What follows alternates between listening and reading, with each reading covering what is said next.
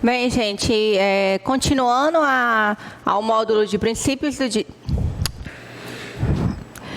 Bem, gente, continuando o módulo de fundamentos do design e artesanato, vamos dar início à aula 12, onde a gente vai falar de técnicas...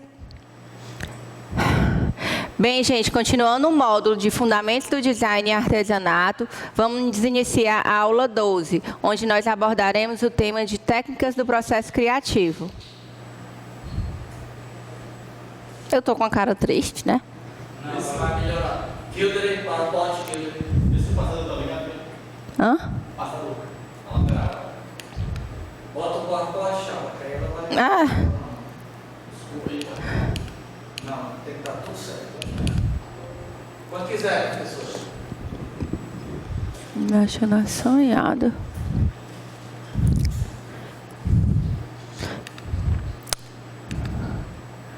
A aula 12, nós iremos trabalhar técnicas do processo criativo. Como é que essas técnicas podem ajudar e facilitar vocês a estarem criando a coleção artesanal do seu produto. E o que é a técnica do processo criativo, né?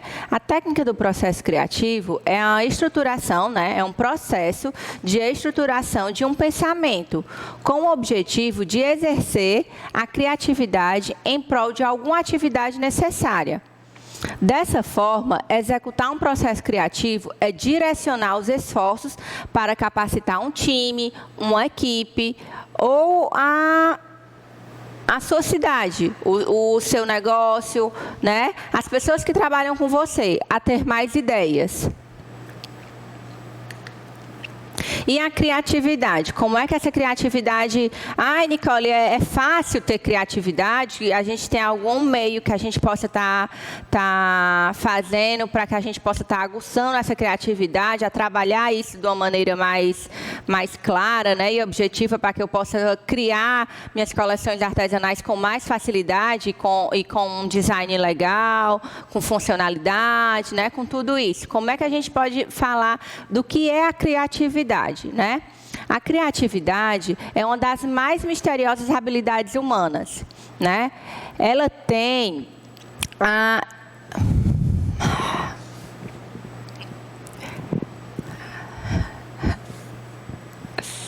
Vou começar.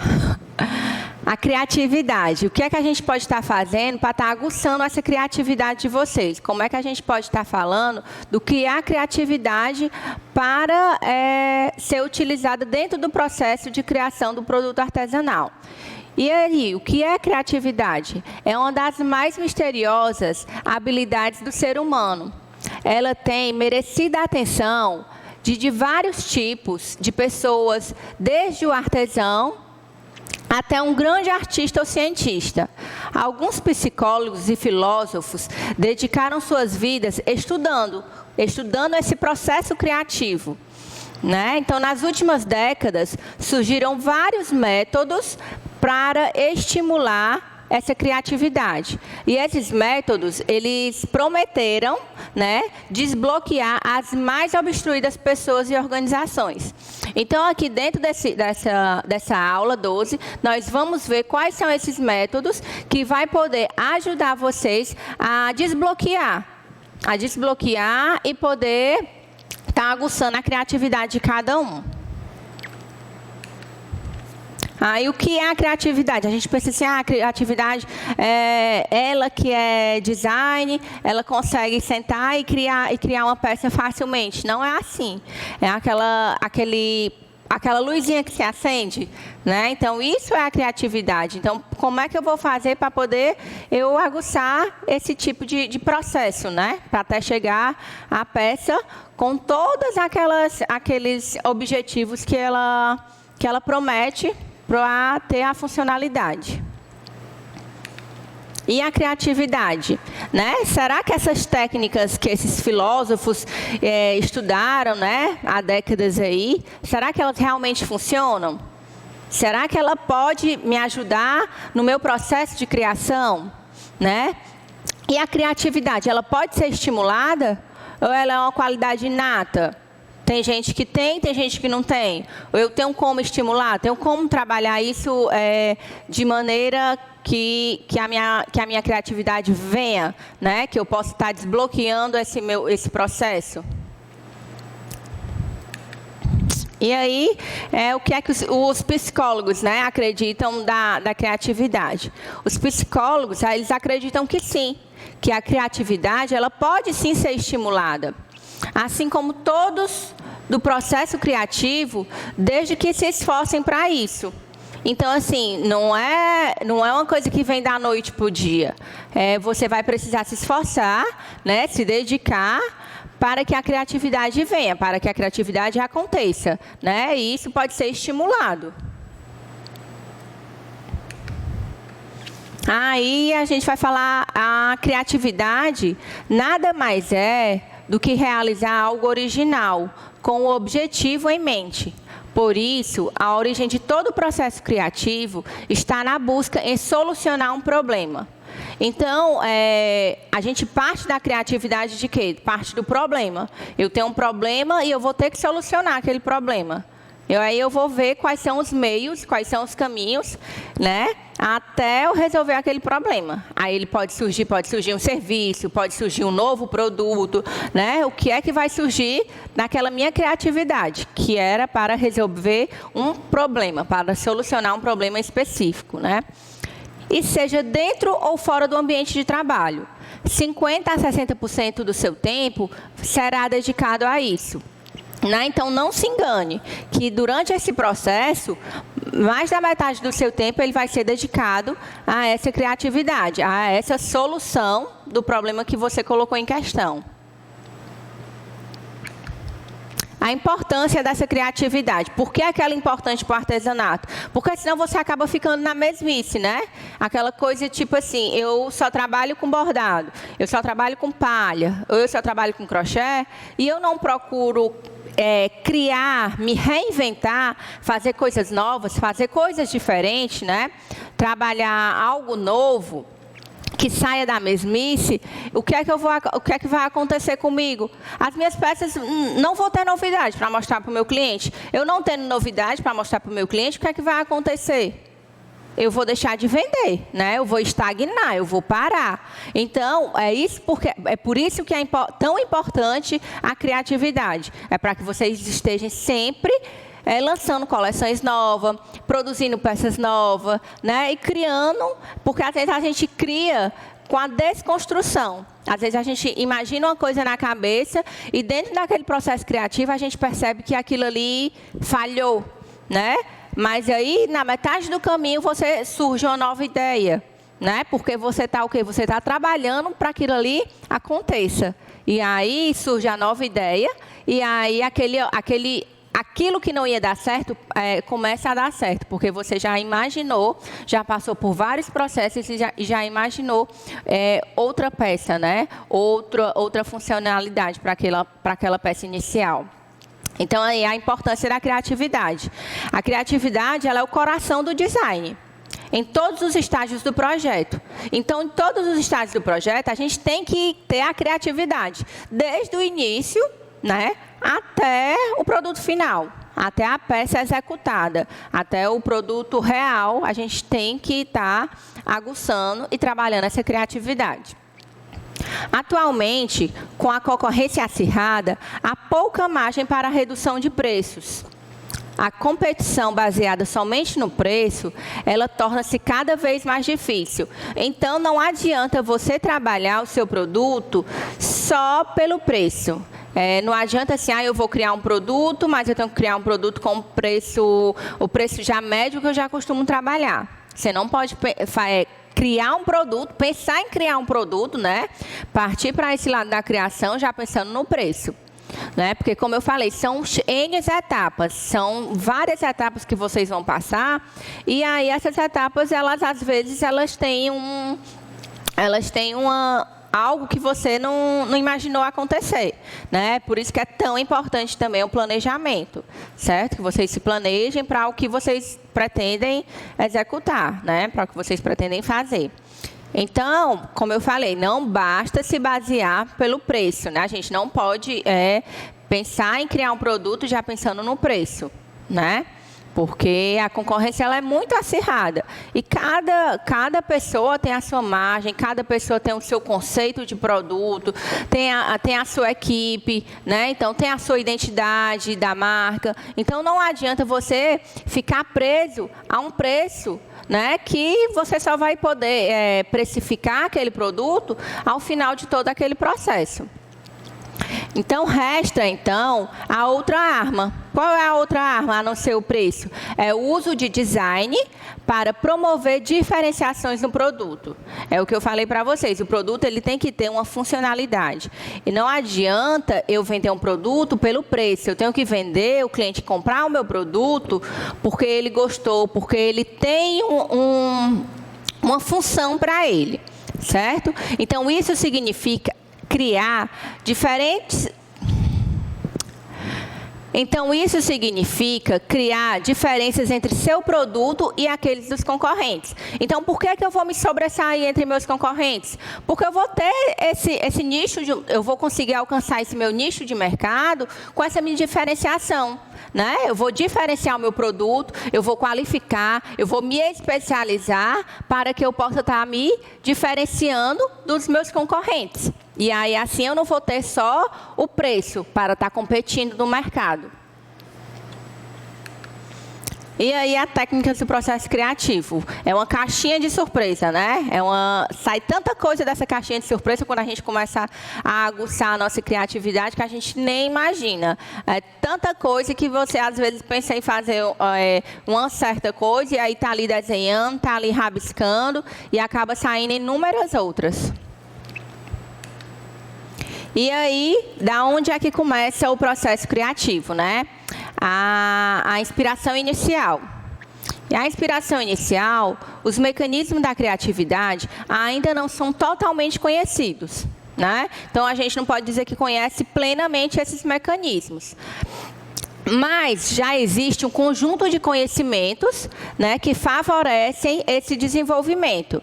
Então, a gente não pode dizer que já foi descoberto todos os tipos de mecanismo para a gente chegar à nossa criatividade, mas que já existe um conjunto de conhecimentos desses que eles vão favorecer a que a gente possa estar assim desenvolvendo, né, e estar criando novas peças. Esses mecanismos, eles servem para quê? Para estimular a criatividade, onde certamente você poderá aumentar as suas chances de sucesso usando esse método. Então, a inspiração inicial é o quê? Vai aumentar as chances que você tem, né, de chegar ao sucesso, né? Vai utilizar o método da inspiração inicial para chegar a um fim. E aí a gente falou um pouquinho de como é que essa inspiração inicial ela se enquadra, né, dentro desse processo criativo. Ela tem o quê? Ela tem a primeira preparação, né? Então, assim, eu vou me preparar. Aí tem a parte da incubação, iluminação e verificação. Como é que essas 4 partinhas aí elas se dividem dentro desse processo criativo? Vamos lá. O que é a preparação? A preparação ela é a fase, né, onde é o momento de entendimento da questão, que permeia o time ou o criativo. Aqui devem ser feitas os questionamentos sobre o que se pretende para aquele projeto, que deveriam ser os melhores caminhos a seguir. Não gostei. Vou de novo, pode ser? A preparação. A preparação é uma fase, né, onde é o momento onde...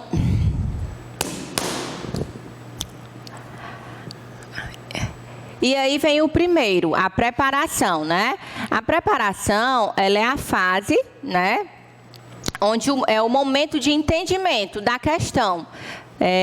Que permeia todo aquele time, todo o criativo, né? Se você tem um time de designers, um time que cria aquela coleção com vocês, então a preparação é esse momento, onde todo mundo vai se reunir para entender, né? Para entender aquela questão. Aqui devem ser feitos questionamentos. Esses questionamentos é sobre tudo que a gente pretende para o projeto que a gente deseja criar. né? Então, os questionamentos sobre o projeto, né, que você pretende criar. E aí a gente vai verificar quais são os melhores caminhos que a gente vai seguir. Quem é o nosso público-alvo, qual é a marca, quais são os outros pontos que a gente vai pontuar para que a gente possa estar seguindo esses caminhos de forma assertiva, né? O criativo, ele prepara o cérebro com as principais informações sobre o desafio a ser superado. Então, é a preparação, onde a gente vai o quê? Preparar o cérebro para as principais informações para o desafio que foi lançado, né? E aí a gente parte para a segunda parte, né? E essa segunda parte aí é o quê? A incubação. A incubação é o período oposto ao anterior, né? Sendo uma das mais inconscientes, em que todas as informações elas são coletadas e estudadas. Elas são todas as informações que eu peguei na parte 1, na preparação, eu vou coletar essas informações, vou estudar para trabalhar o meu cérebro de forma independente. Né? Então, eu vou trabalhar questão por questão. A primeira parte era de questionamentos, né? Onde eu ia levantar esses questionamentos. Então, aqui eu vou pegar todas as informações que eu coletei e vou trabalhar elas de forma independente no meu cérebro. E a incubação, ela é um período em que não se aplicam muitas ferramentas, mapas mentais ou algo de concreto. A gente vai ver o mapa mental ainda dentro dessa técnica, né, de processo criativo, ainda nessa aula 12. Certo, gente? E a iluminação? A iluminação é aquela que eu falei assim, que é o momento em que surge aquela ideia maravilhosa, né? Então, a iluminação, ó, é nessa fase que a ideia surge. Justamente porque você já viu o quê? Você já viu todo o problema. A iluminação é exatamente aonde a ideia surge, né? O que eu falei para vocês, é aquela onde gira a chavinha, né? Então, é justamente porque você já teve o quê? Um estudo aprofundado de todas as informações que você coletou. Né? Então, isso permitiu o quê? Você trabalhar o seu cérebro. Você trabalhou o seu cérebro, e aí vem o quê? Vem as ideias que vão surgindo, né? Então, tudo isso, desde essa inspiração inicial, a preparação, a incubação, até chegar na iluminação, é todo um processo onde estamos trabalhando para estar aguçando essa criatividade. E, por último, a verificação. A verificação é o momento que a gente vai colocar em prática o que foi pensado. Então, é nesse momento que a gente coloca tudo o que foi pensado em prática, né, para o desafio que está em questão. E é a fase mecânica que a gente chama, e mais operacional dos 4 estágios, né? Então, é a fase em que você realmente é o operacional, é a fase da prática, de botar a mão na massa. Né? Aí é como eu falei para vocês, que uma parte do cérebro, gente, a gente vai ver logo agora, né, que uma parte do cérebro ele é capaz de captar algumas informações e a outras, né? Assim, a gente pensa que o cérebro ele consegue captar tudo, né? Como é que fica dividido isso aí? Mas se a gente vê aqui nos próximos slides que eu vou passar para vocês vão conseguir compreender que o cérebro, o lado direito e o lado esquerdo, eles são divididos de maneiras diferentes, né? Para essas informações chegarem até a criação. Aí aqui são algumas das ferramentas, né, que são utilizadas também para otimizar esse processo criativo, que é o mapa mental, vocês lembram que eu falei dele agora há pouco, o brainstorm, Scamper e os 6 chapéus do pensamento. Esses aí são algumas das técnicas, né, que a gente tem várias, inúmeras. Se vocês forem pesquisar, vocês vão ver que tem diversas técnicas, né, ferramentas para estar otimizando esse processo criativo. E eu trouxe essas 4 aí para vocês, fora algumas outras coisas que a gente vai pontuar aqui também nesta aula. E o mapa mental, como é que é classificado o mapa mental? O que é o mapa mental, né? O mapa mental, o objetivo desta técnica é dar maior liberdade, E o mapa mental? O mapa mental, o que é que ele... O mapa mental. Qual é o objetivo do mapa mental? O objetivo dessa técnica é dar a maior liberdade possível à mente. Então, assim, o que você puder colocar de informações, o mapa mental, ele pode ser utilizado, né? Então, é a partir de um tema central que surgem de várias outras séries de ideias, né? Que vocês possam estar organizando o pensamento de vocês. Então, a gente desenha diversas linhas a partir de uma palavra-chave. E essas diversas linhas, elas vão ter o quê? Quais são os objetivos, os benefícios, o desenvolvimento, as técnicas e princípios, a partir das quais gerará a ideia. Né? Então, é a partir de um tema central que eu vou colocar diversas linhas, que eu vou ter tudo isso para poder gerar as minhas ideias. Então, eu vou estabelecer essas relações, né? Eu estabeleço essas relações que elas podem ser entre elas e vou fazer os esquemas que eu achar útil. Então, eu vou ver o que é útil dentro desse meu mapa mental, vou colocar a ideia central no papel e vou pontuando o que é que eu vou achar de benefício, o que é que eu vou achar de desenvolvimento, quais são os princípios. Então, eu vou colocando o que eu vou achar interessante ali dentro daquela minha planilhazinha que eu resolvi fazer o meu mapa mental. Né? Então, ele serve para quê? Para organizar os pensamentos e as ideias de forma ordenada, relacionada, argumentada e principalmente visual, porque vai estar tudo no meu planozinho, ou na minha caderneta, ou numa prancheta que eu coloquei, no caderninho, seja onde for. Eu vou colocar a ideia central e da ideia central eu vou puxar linhas, onde essas linhas eu vou colocar o que é que eu pretendo com aquela minha ideia central. E aí vão surgir as ideias. E aqui ainda a gente fala do mapa mental, como eu falei para vocês. Ó. O mapa mental, ele no cérebro, né? Ele é dividido pelos dois lados do cérebro. O esquerdo, ele fixa as palavras-chave e ordena as informações. Já o lado direito do cérebro, ele é responsável para a interpretação das ideias, cores, imagens utilizadas no mapa. Então, dentro desse mapa central, eu posso colocar imagens, eu posso colocar cor, né? E aí eu vou perceber que do lado direito, as interpretações das ideias, elas vão ser captadas pelo meu cérebro, né? E se eu colocar a palavra-chave, e essa palavra-chave, ela vai ser captada pelo quê? Pelo lado esquerdo do meu cérebro. Entendeu? Então, assim, o cérebro, ele capta de diversas formas o tipo de informação que é dada. E aí o brainstorm. Brainstorm é uma palavra do inglês, né? Que se a gente fala brain é cérebro, storm é tempestade, né? Que ao pé da letra pode ser chamado de tempestade cerebral, né? E aí o que é essa tempestade cerebral? É uma atividade que visa explorar a criatividade da pessoa e o momento em que se coloca as ideias no papel, seja a mais insignificante que for. Então é o quê? É uma tempestade de ideias. Né? Então, assim, o que a gente usa como a palavra habitual, né? Ao pé da letra, ela se chama tempestade cerebral, mas que a gente pode chamar de tempestade de ideias. É onde eu vou explorar a criatividade das pessoas, né? Colocando várias ideias no papel. Ah, mas essa ideia eu acho tão boba, tão insignificante, eu não vou colocar não. Coloca tudo. Nesse brainstorm tem até uma regrinha, que qualquer ideia que for, ela vale a pena. Né? Então, o brainstorm e suas regras. Né? Então, é falar livremente, sem julgamentos. Então, você fale o que você quiser. Não criticar as ideias apresentadas. Né? Então, toda ideia é válida. Né? Toda ideia é válida, sem questionamentos. Fornecer o máximo de ideias.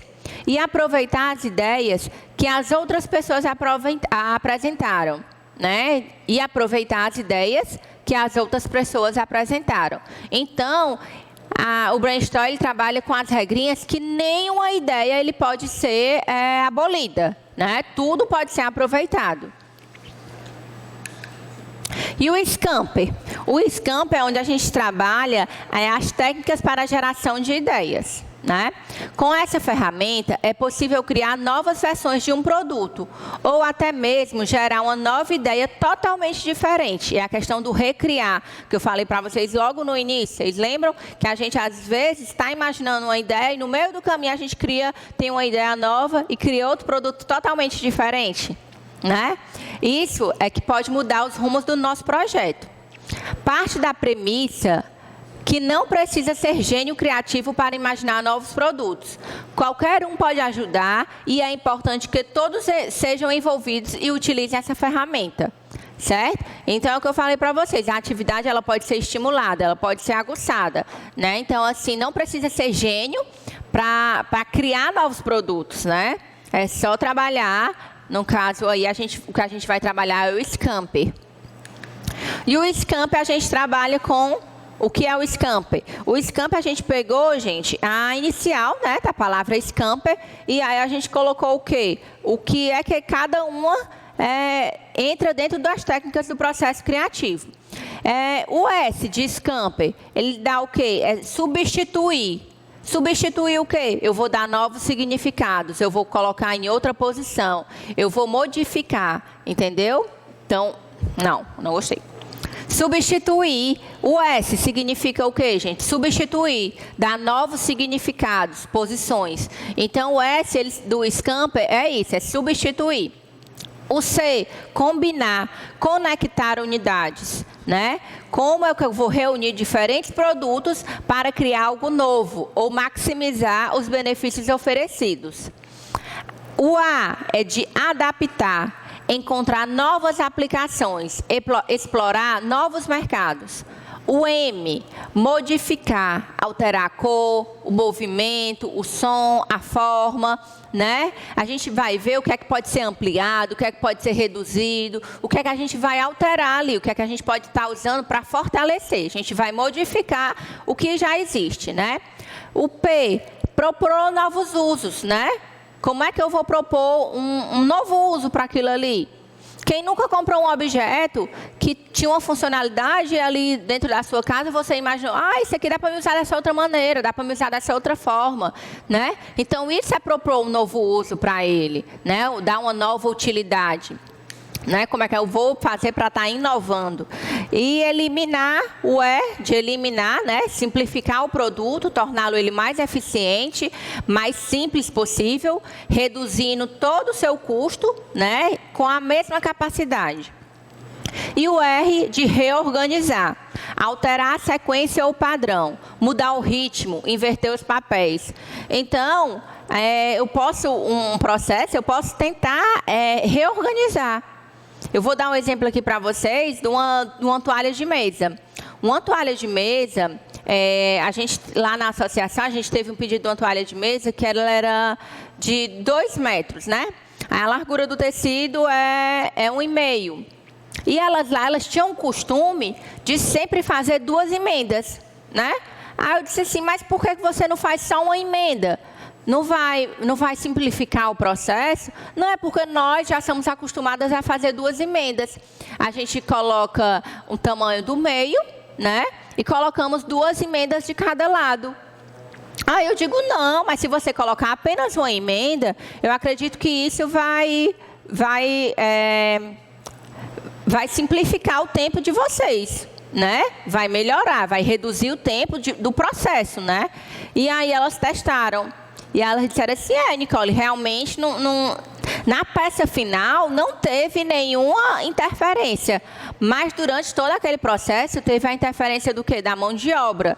Então a mão de obra reduziu, né? E simplificou esse processo. Então tudo isso, a gente às vezes é tão acostumada à nossa rotina, né? Que às vezes a gente tem medo de mudar. Né, de testar, de fazer o novo. Então, o Scamper, ele é uma dessas técnicas do processo criativo que você tem que modificar, tem que substituir, tem que alterar, adaptar e eliminar. Você tem que realmente fazer acontecer, né, sem medo.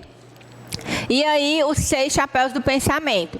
Os 6 chapéus do pensamento é obter um pensamento lateral, descontínuo e gerador de ideias. Esse método, né, ele caracteriza por um processo consciente, estimulado por provocações aleatórias, né, dentro de um quadro preciso e controlado por códigos, que esses códigos são as cores, gente. Então, os 6 chapéus do pensamento, esses códigos a gente vai trabalhar ele com as cores, né? Que a gente viu que cor é muito importante.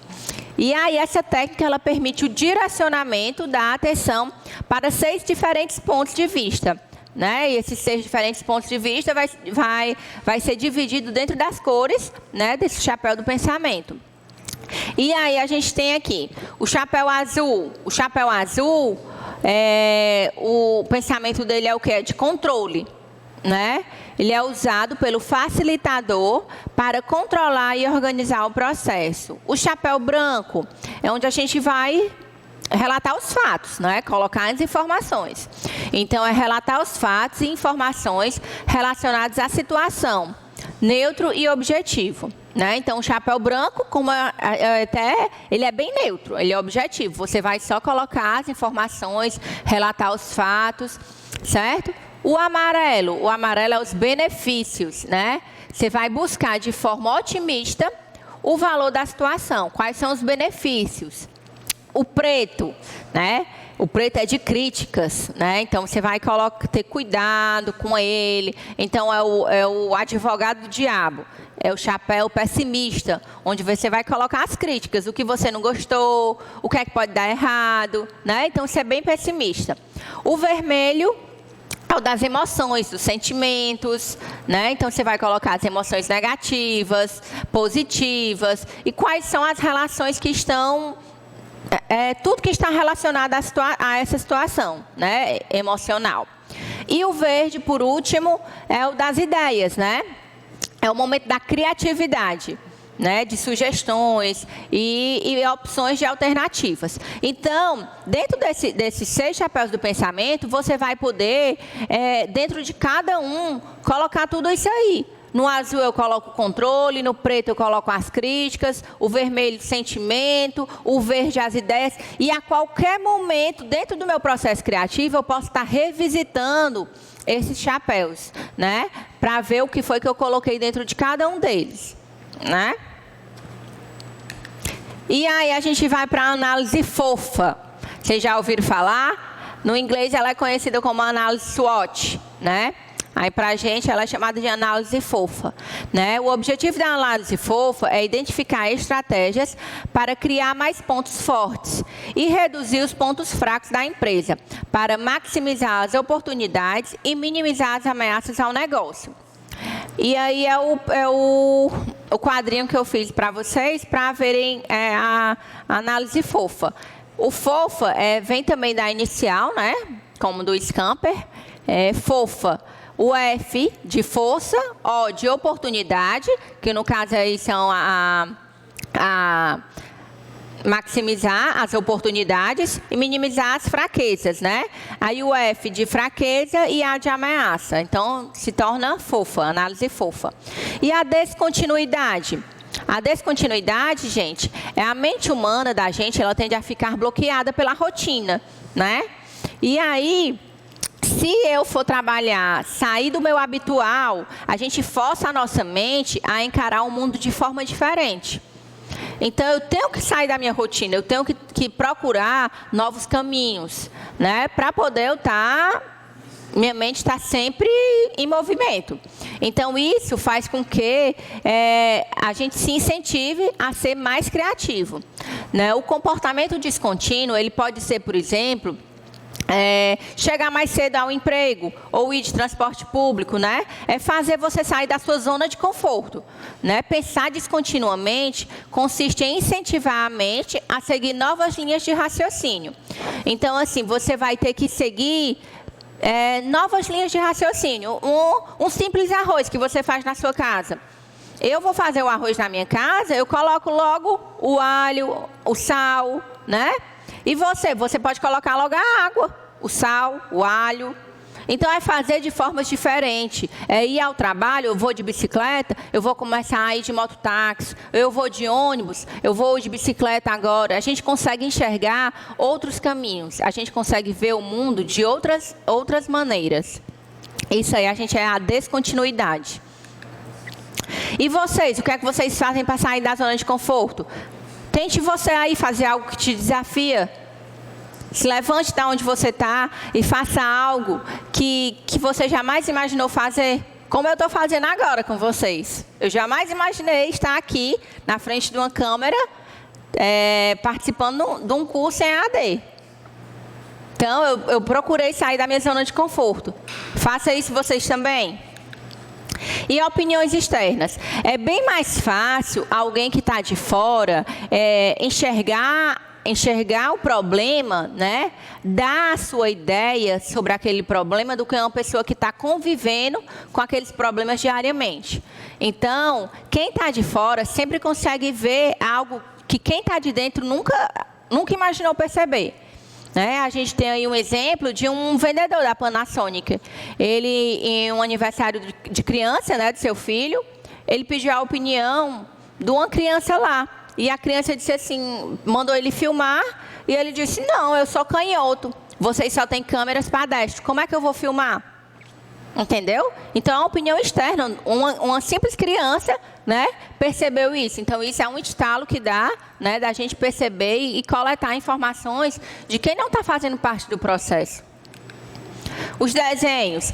Quem nunca sentou ali para fazer um crochê, para fazer uma peça, desenhar um bordado, né, criar alguma coisa, seja ela qual for, que pegou um lápis, uma caneta e começou a fazer aqueles rabiscos. Sem intenção nenhuma. Ou então estava ali ao telefone e aí começou a rabiscar numa folha de papel. Então, aqueles desenhos ali sem nenhuma intenção, eles também ajudam no processo da gente de criação. Desenhos associativos são ferramentas, né, auxiliar para a obtenção de novos produtos, a partir da associação de um produto base. São mudanças simples que a gente pode fazer e agregar bastante valor ao produto final. E aí a síndrome do primeiro amor. A síndrome do primeiro amor, gente, é que às vezes a gente fica cego. Né? A gente gosta tanto daquele produto que foi criado que temporariamente a gente fica cego e não consegue ver os defeitos, porque é tão excitante aquele momento de descoberta da oportunidade que a gente às vezes se torna, né, cego. E aí esse planejamento vai por água abaixo. E a síndrome da grama verde? A síndrome da grama verde é igual ao lençol branco, né? Sempre o lençol do vizinho está sujo ou é mais branco que o nosso. A grama do vizinho para o carneiro é melhor, é mais verdinha do que a nossa, né? Então, sempre a gente tem que observar e entrar dentro do mercado em que a gente conheça, né? Então, não adianta a gente estar olhando para o lado, olhar para o outro, a gente tem que focar. Focar no que a gente quer, focar no nosso objetivo, fazer uma pesquisa de mercado. E não olhar para o vizinho, porque o vizinho não quer dizer nada. Ninguém sabe o que foi que ele passou para chegar até onde ele está, né? Agora, se levante e faça acontecer. Coloque as ideias no papel e pratique a criatividade. Aposto que ela vai rolar solta e vocês vão poder criar novas oportunidades de negócios, né? Quem foi que nessa pandemia, nesse mundo em que a gente está vivendo, não imaginou trabalhar em outra área? Criar algo novo, fazer algo diferente? Eu acredito que todo mundo já imaginou, né? E aí eu vou finalizar com a frasezinha para vocês, ok? Persista. Se tudo fosse fácil, qualquer um conseguiria, né? Então, tudo na vida da gente, a gente tem que ser determinado.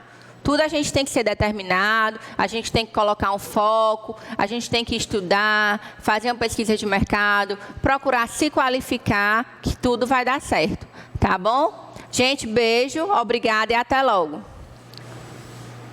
Eu falei demais. Eu falei 10 minutos a mais, quando aparece 10.18, não, né?